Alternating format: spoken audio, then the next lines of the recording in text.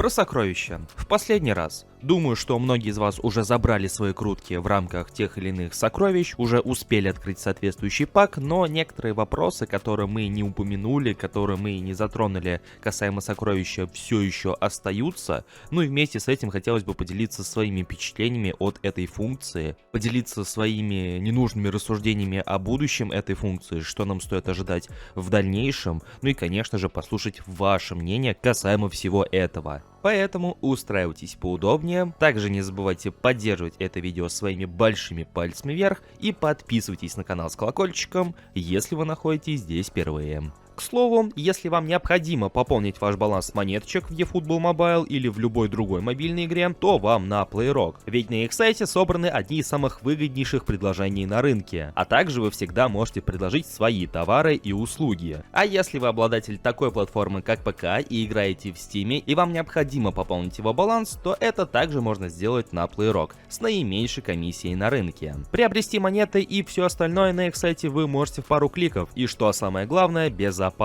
Все это и не только вы сможете найти по ссылке в описании и в закрепленном комментарии. Ну так, о чем это я? Точно. Казалось бы, что с основной сутью этих самых сокровищ мы уже разобрались, то есть играем матчи, попадаемся на соперников, у которых есть интересующие нас сокровища, принимаем их и пополняем свою ячейку, что еще нужно, как говорится. Но ключевым остается вопрос, а откуда вообще берутся эти самые золотые сокровища, особые, то есть розовые сокровища, ведь есть такие игроки, у которых они появились с самого начала, то есть должен же был быть один игрок, у которого это самое сокровище и начали перенимать. А вот здесь, если вы уже обращали внимание на то, что писали Konami, играют роль проценты, потому что, я так понимаю, при каждом последующем обнулении и сокровищ, и ваших ячеек с определенным процентом у нас будет возможность получить либо, как и всегда, стандартные сокровища, либо золотые, то есть большой куш. Согласно процентам, которые указаны в игре, шансы на появление золотого сокровища при обнулении этих самых сокровищ составляет чуть меньше 11%,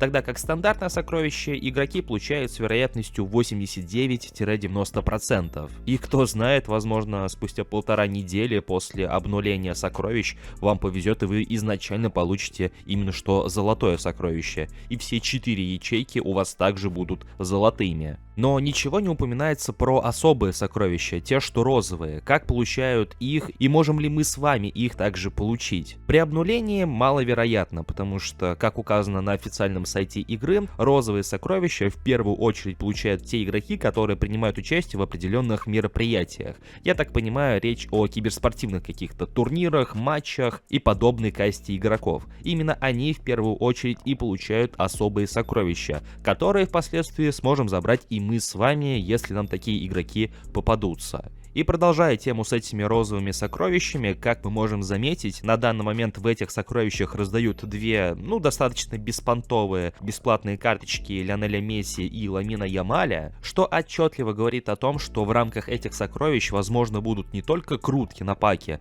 но и полноценные карточки. Об этом говорит как вот нынешнее розовое сокровище, так и кадры из трейлера, где нам показали Неймара. Дождемся ли мы этих самых версий Неймара в игре непосредственно, или же это просто, скажем так, рекламный ход, но факт остается фактом, скорее всего, в рамках последующих раздач, скорее всего, в тех же самых особых сокровищах мы также будем наблюдать определенные карточки. Будут ли они сильнее тех, что представили сейчас с Месси и Ямалем, сказать трудно, а поэтому остается только ждать.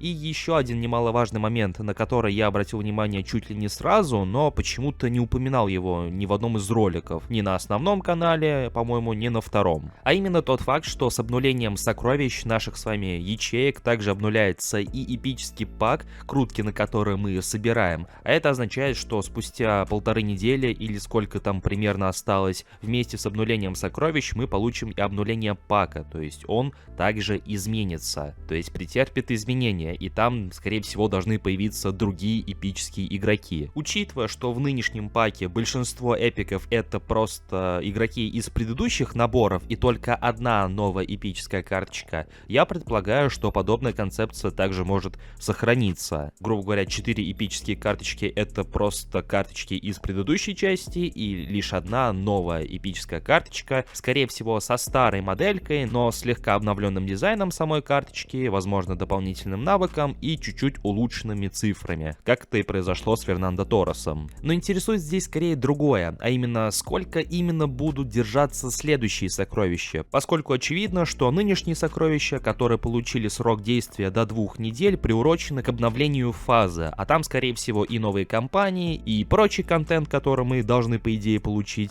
и вот после этого интересно, как долго будут держаться следующие сокровища, потому что если Konami продолжит также 2 недели обновлять сокровища и вместе с этим эпический пак, то, наверное, для тех же самых фри-ту-плейных игроков это будет даже чересчур частая возможность получить тех же самых эпиков. Я не говорю, что это плохо, это наоборот было бы даже здорово. Здесь скорее вопрос о заработке Konami и готовы ли они решиться на подобный шаг. А поэтому мне кажется, что после обнуления нынешних ячеек, нынешних сокровищ, после обнуления фазы, то есть со следующей кампанией, возможно, что следующие сокровища будут держаться без изменений где-нибудь месяц, может быть чуть меньше, но вряд ли те же самые 2 недели. В общем, поживем увидим. Но ваше же мнение касаемо всего услышанного, касаемо режима непосредственно, буду ждать в комментариях под этим роликом.